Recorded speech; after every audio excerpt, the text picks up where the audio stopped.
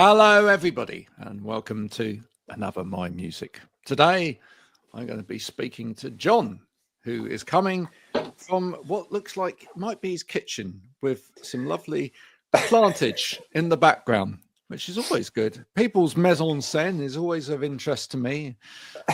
I'm nosy like that. I like to know what's going on in people's houses, especially their record collections. If you invite me around to your house and you've got a record collection, I will spend some time on it. But we'll be talking about Jon and his record collection and his music that he makes straight after this. Keep on, don't stop.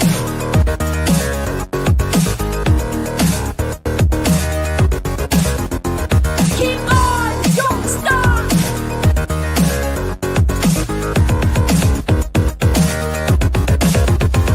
Keep on, don't stop.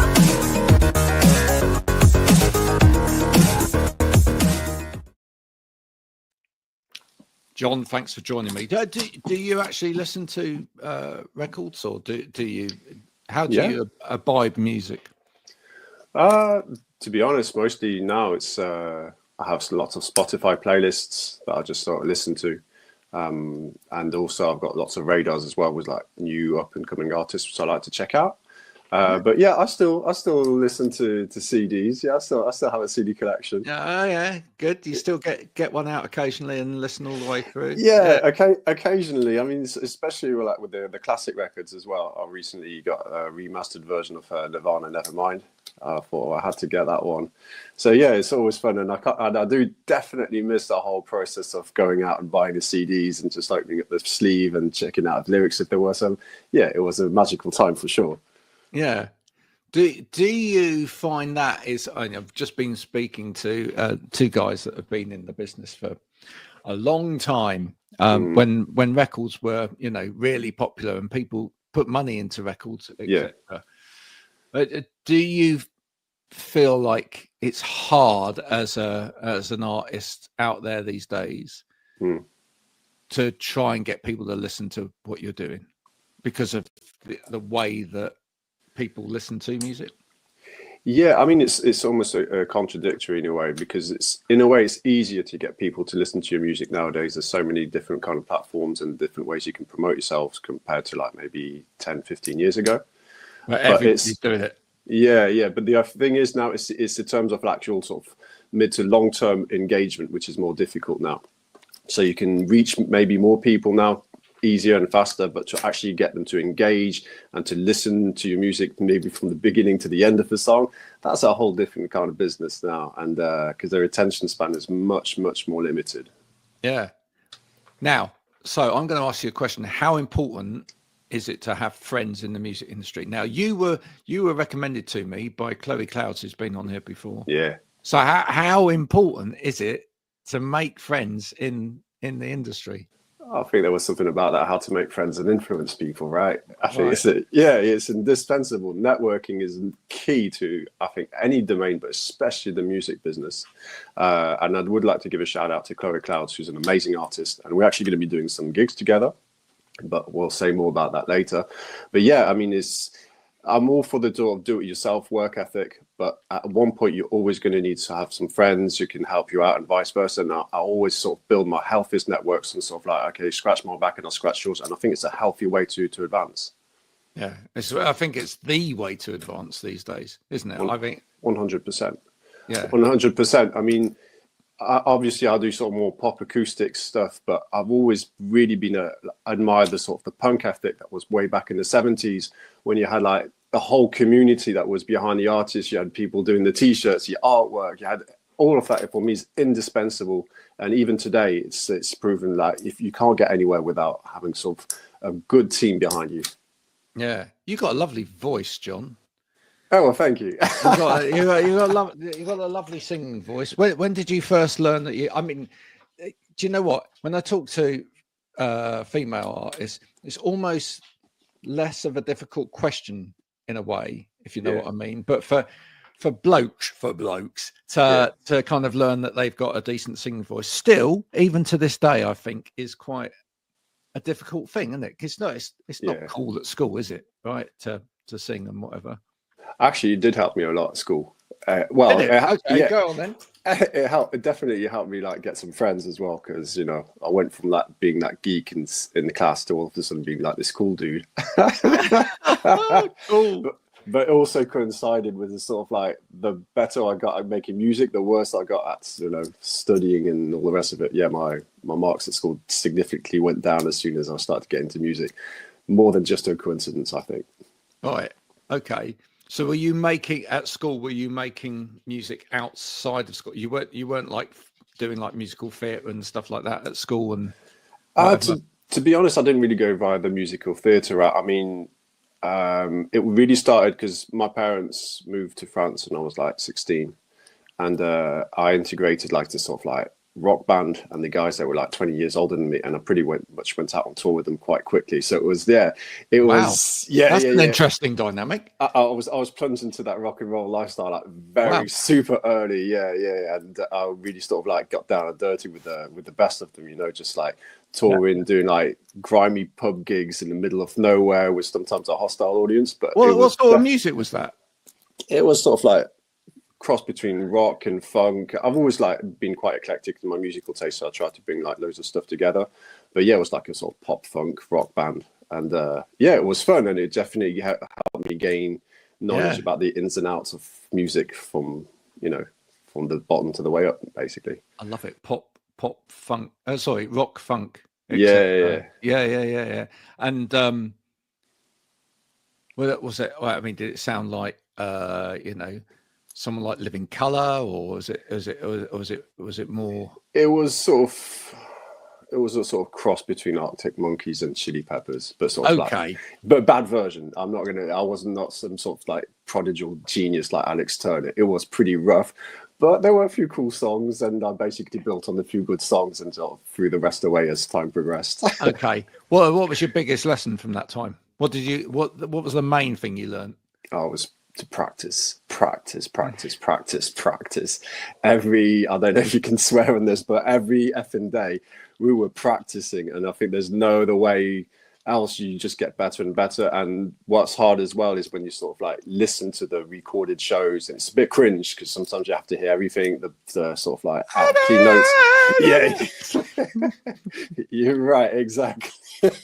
That's a very good impression. That sounded exactly like that. But overall, I think it's the only way you can progress. It's just good to practice and just fix your mistakes and just get better and better as time goes along.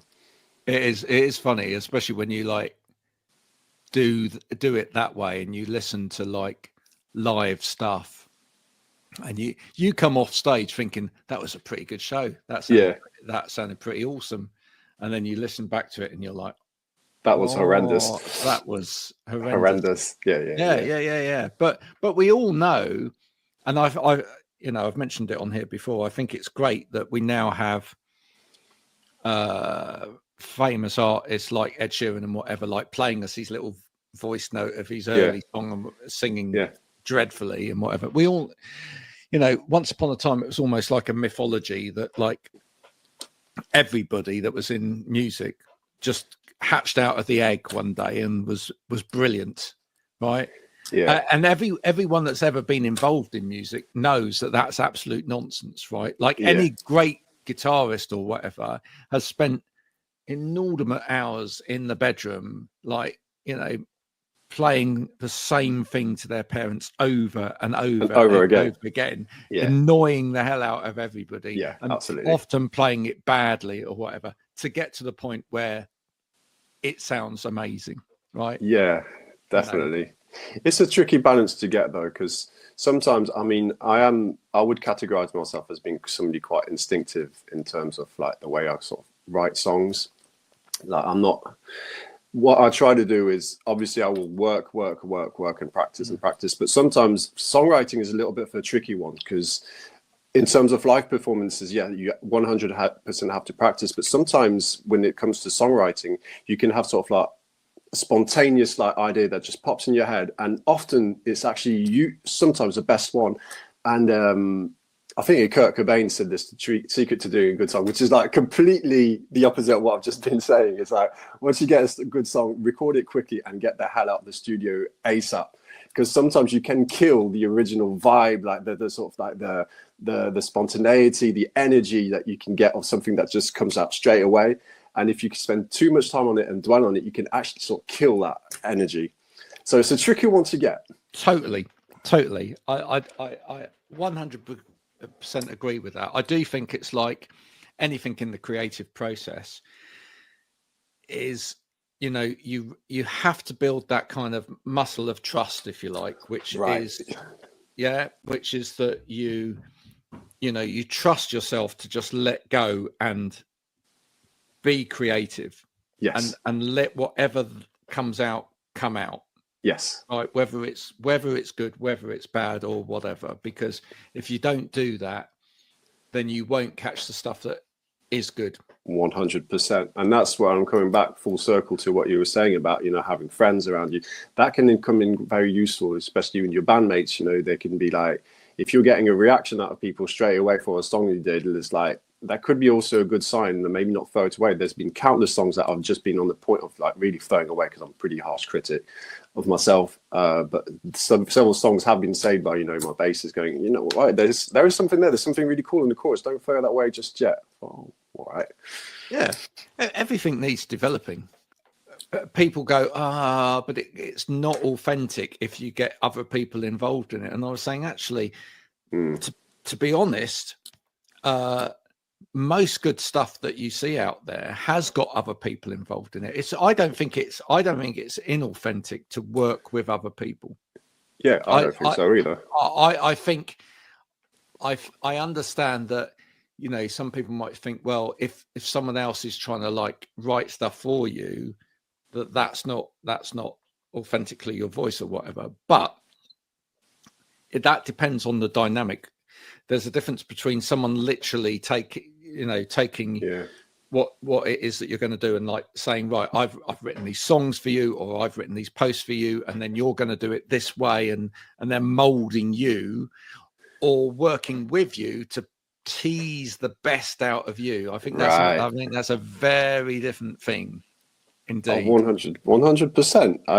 I feel it so rewarding to work with talented people who are very talented. I always like to build a tribe because I work in songwriting as well, work in the studio, and basically I try and set up a team where like everybody has their, because we all got our strong points and maybe our weaknesses, and I like to have people who are strong in each domain so we can sort of like make a sort of a complete team.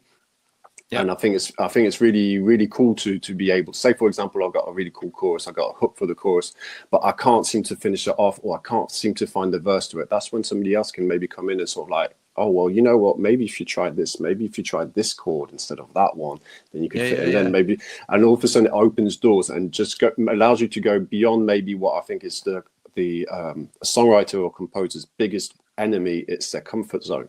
You need somebody to push you out of that comfort zone, to bring out what, like you said, what's best in you, and also maybe to add something that maybe that you weren't seeing when you were doing that, and it enables you to maybe go to another level in terms of your song. It's all about the song. So whether you're alone or whether there's 10 people with you, the main thing is you get that song done and it sounds the best it possibly can.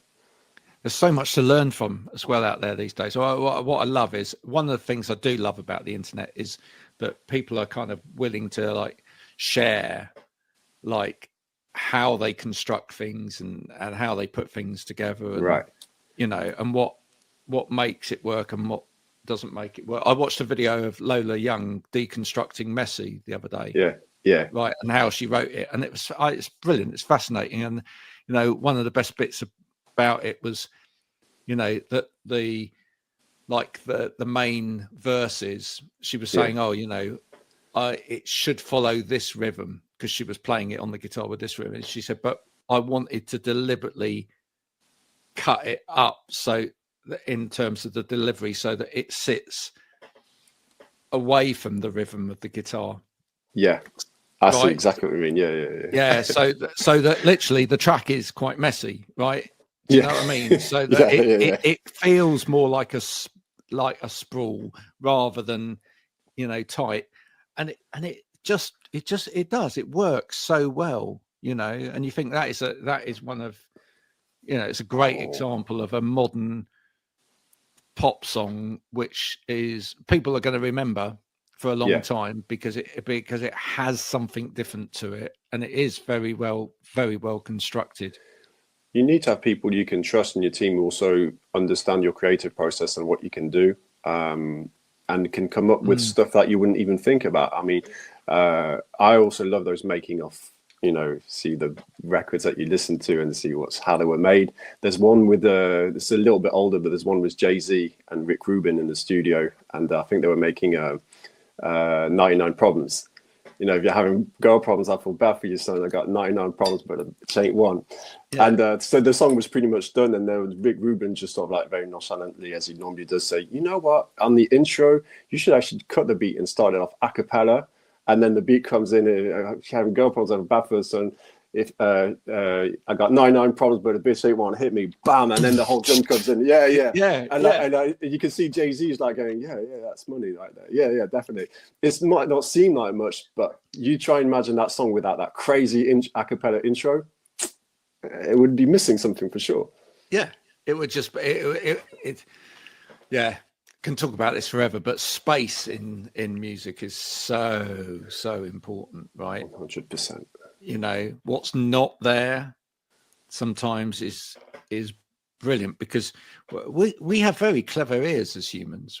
I think people forget that, and maybe that's why when people are looking at things like AI music and computers creating stuff and whatever else, that's the kind of nuances that they will forget.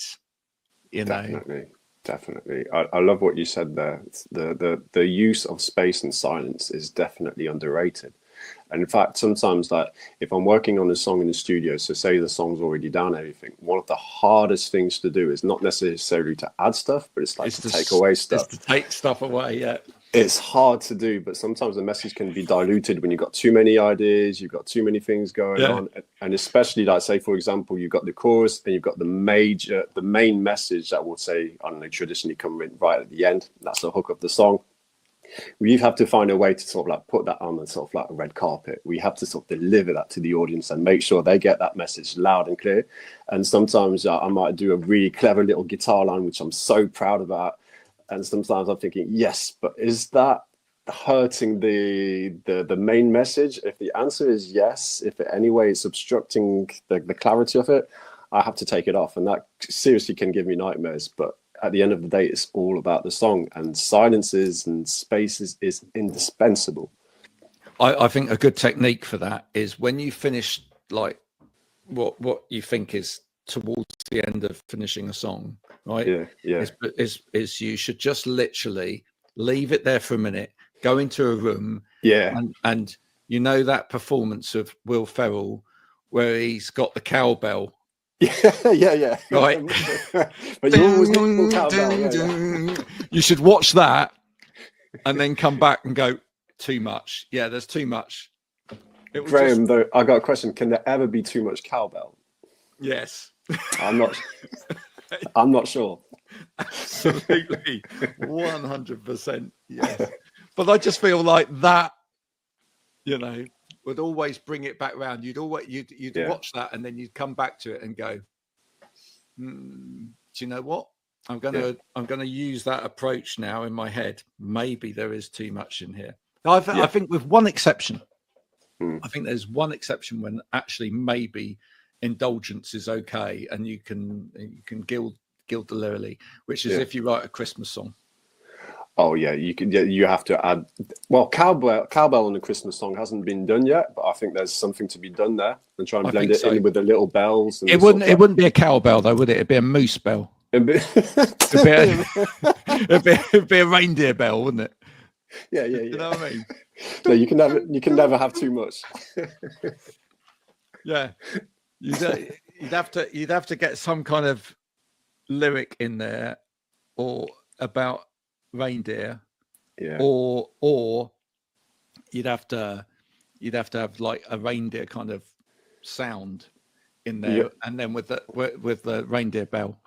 Yeah, and you need to have a special sound engineer to work just on that, to put the right amount of delay and possibly turn it up at maybe the rest of the music, maybe progressively mute it, so all you hear is just bells.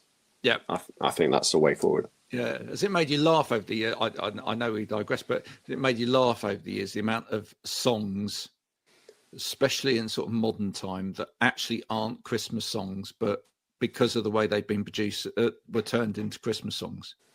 I mean, a great example was "Stay Another Day," wasn't it? Yeah. That's not a Christmas song, but No. it is. But it is a Christmas song just because of the production.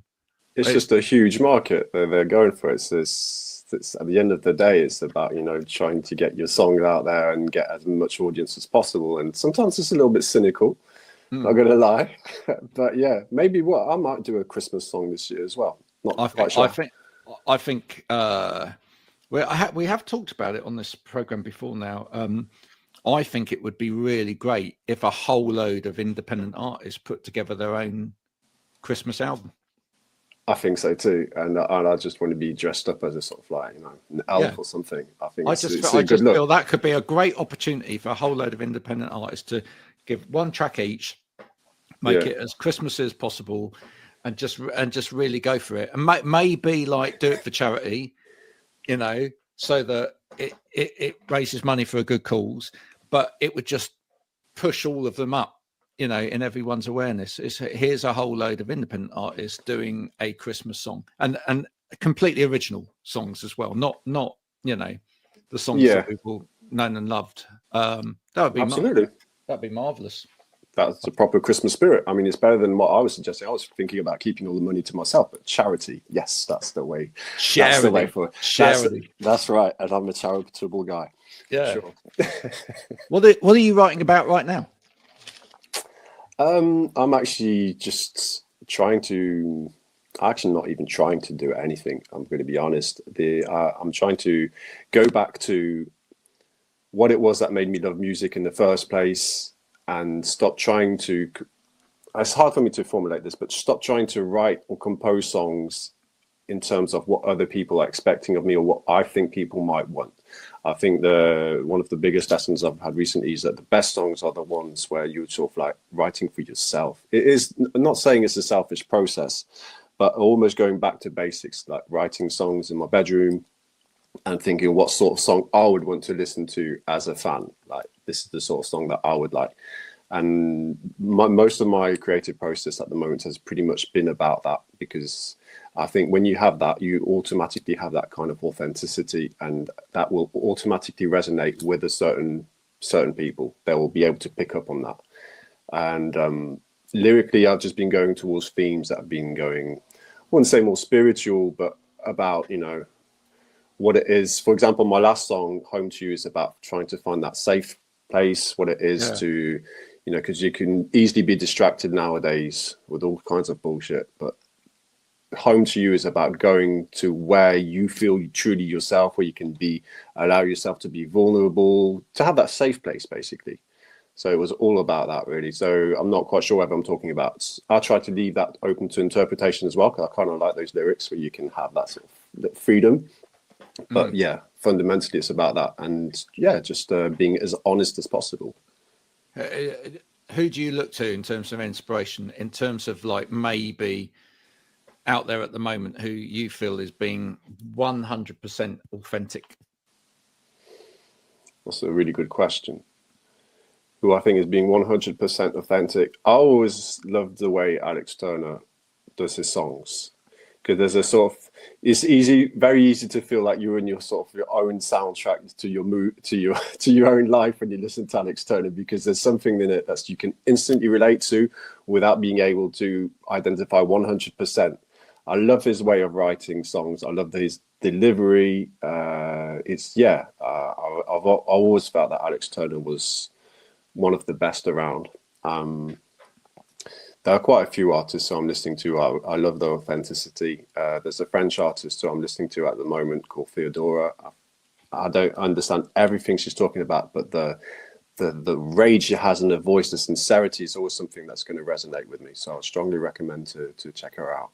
Yeah, I think it's an interesting one with someone like Alex Turner in particular, because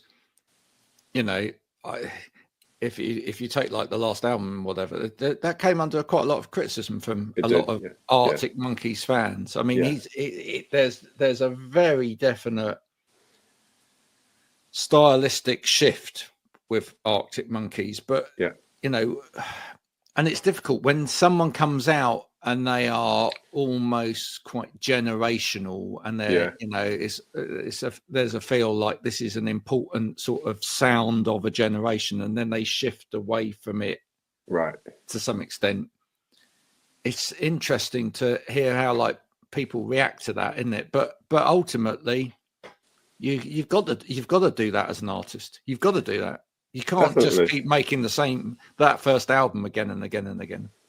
Well, definitely. I mean, it comes back to what I was saying before about you know, writing songs for yourself first and foremost, and not to do songs trying to appease or trying to please a certain audience. Alex Turner has always done that from the very beginning, and it's part of what's made him great as well. He's always had that sort of like uniqueness in the way he's brought his songs about, and not just him, obviously his bandmates too. And I think he's always going to do that because he's an artist. He's creative. He's always pushing the boundaries. He's always curious, trying. Sometimes it might not work, but that's part of his process, and that's also part of what makes him great at what he does. Yeah, yeah. We actually need our greatest songwriters to commercially fail sometimes. Yes, absolutely. Absolutely, you have to take risks. It's that damn comfort zone, and he doesn't. I don't see Alex Turner as being one of those tired old dinosaurs just rehashing the same stuff over and over again. He's going to want to go out there. He's going to want to push his boundaries. So sometimes it might not work, but when it works, yeah, that's when the magic happens. Yeah, important. What won't we see from Jon Norris? Christmas song. I thought we were doing that. But you know, I mean, you know, would you go more electronica? Would you go quite dark with something? Would you? Yeah. I'm up for trying lots of as long as the music sounds good. I mean, I'm pretty up for doing lots of different styles. The problem a lot of artists that we have nowadays is that there's all these sort of things going around called algorithms and all the rest of it, you know, and you have your fan base, so you have to sort of like correspond to a certain niche. You have to or at least we feel like we have to correspond to a certain style and everything, when in reality we don't have to. I think it's important to try new things, as long as it's, I'm coming back to the same word, I know I'm sounding kind of monotonous, but it has to have that authenticity. So no matter what style you're doing, you should be able to hear an artist should be able to sort of like impose their identity on the track. I think it's important. That way you're not diluting it, but you're able to say, yeah, I'm an eclectic artist and I'm a versatile. I have a love-hate relationship with algorithms. I mean, I understand, you know, that algorithms are there. I understand how it all works or whatever. I get bombarded, like you probably do as well, day in, day out, by people going, I could do your YouTube channel for you, and I could make this happen, and I could do that, and whatever else as well. And what I love is to go, no, because this is working at a slow pace, maybe, because it will be slow. If you're going to do it authentically and you're going to do it the way you want to do it, it's going to take a lot longer, maybe. But when it works, it resonates, you know. And I know that, fortunately, over the last 5 years I've been doing this now, we've now built a fan base. There are people that come back to this time and time again. It's getting more popular on things like Spotify, and it's purely down to doing it the way we want to do it, and doing it and putting the hard work in. Yeah. You know? Yeah. I still think that there's an opportunity for anyone that just puts the graft in. I 100% agree. And I think one of those that maybe some people forget is the importance of gigging, doing shows, even like open mic nights. You never know who you're going to meet. You never know. Festivals, I think, are super important, because what's stopping you from going from one stage to another and discovering something that's completely new? You didn't come to see that artist, but you're going to discover something new. And algorithms, the danger of that is that they sort of pigeonhole you based on what they think that you would like. You're going to keep on hearing the same thing over and over again, but you're sort of neglecting maybe a whole different lanes, different dimensions that you're not even thinking about, because they don't apparently cater to your tastes. And I think that's rubbish. I think if you If you're playing live, however, if you're going to meet, like you were saying, like new people, that way you can definitely expand your horizons and potentially your market, your fan base as well. Yeah. Humans are far more intelligent than we. The algorithm 100%. would like to give them 100% credit for. And I think we should stop treating humans as kind of dumb. Yeah. Really. You know? I think here's my take. I think what the digitalization of music and the transformation of online music has done is it has shown us actually that people do have or can have very, very eclectic taste. Yes. They can listen to heavy metal 1 minute, country the next minute. And often now this blend, this, you know, and I think that's what we're seeing more and more and more within great music. And that's why I think that actually we are getting some of the best music ever still out now. Is we're getting music that is genre, you know, fluid. It just moves between even within one track. It will move between this, that, and the other, and it's a complete melting pot. You know, I think it's quite an experimental time. Algorithms hate it. People love it, and people love it because people are messy. Simple as, you know. There you go. That's my preach done. People are messy, and I love that. Lola, you got it right. I love we that. are all messy. We're all messy. You're just one of the messy people. Yeah, but we're all there with you. I love that, Jon. It's been an absolute pleasure talking to you. Been an absolute pleasure talking to you today. Likewise, Graham. It's been a lot of fun. We will put links to your music out as this goes out and the clips go out, and we hope people will now go and find you. Thank you. Right, the person behind the music you have discovered here, the music you can now go and discover on the Spotify, etc. We will put links for that as it goes out. Thanks for coming to talk. Thank you so much. We will be back soon with more Pleasure, My Graham. Music. Hope you've enjoyed this conversation with Jon today. If you have, please do go and share it with people, and we will see you soon, folks.